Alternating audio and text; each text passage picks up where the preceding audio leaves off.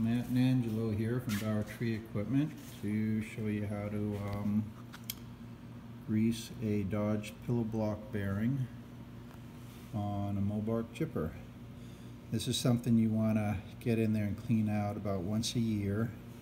This is a grease port right here, and this is a little auxiliary port. Now this is the one you want to pay attention to.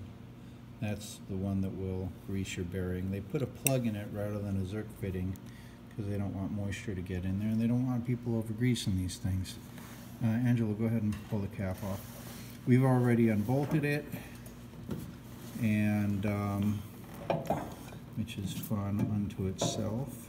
And that's just going to slide right off the back like that. Now we've already done this, so I'm just going to show you what we're doing. Right here is the grease hole.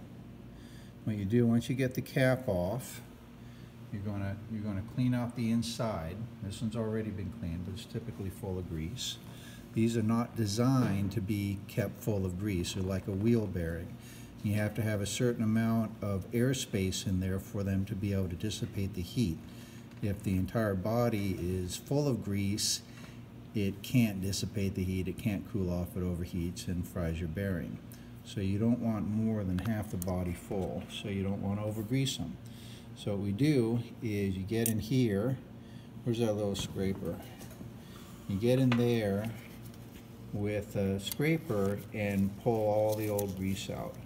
Then you wipe off all the side of the bearing, here, and you just kind of spin it as you go and work out what grease you can. And then you're going to take a grease gun. Here, show them the tip there. Use a needle tip on the grease gun. Go ahead and stick it in. You can see that. And hit it as you go, just right in the hole. And you want to also be spinning it. You can see how it came out there as you're doing it. So I got one hand on the camera. I can't really do it right. But you just kind of slowly spin it, grease it, and then when you fully greased out the bearing and pushed out all the old grease, you can go ahead and fill these ports up again with your grease gun again, up halfway, just up to the top here, not on the top part of the actual bearing here. Put some grease in there. That will enable the bearing to pull up grease all by itself and move it through. And you're going to put the cap back on, and then you're done. And again, you're just going to do this about, let's get us in the picture here. Hi. You're going to do this about once a year, depending on use. Actually open up the machine, take off the side cover, pop the caps, clean them out, put new grease in them.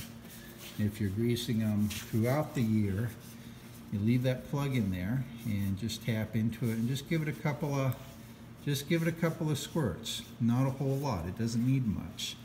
This body is full of grease. It's going to work its way through. And then every so often you pull the cap off and make sure it's all good, clean, and that you're doing it right.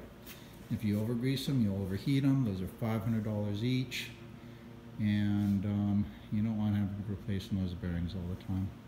So there you have it. There's one on each side, of course. Keep them clean. All right. See you next time.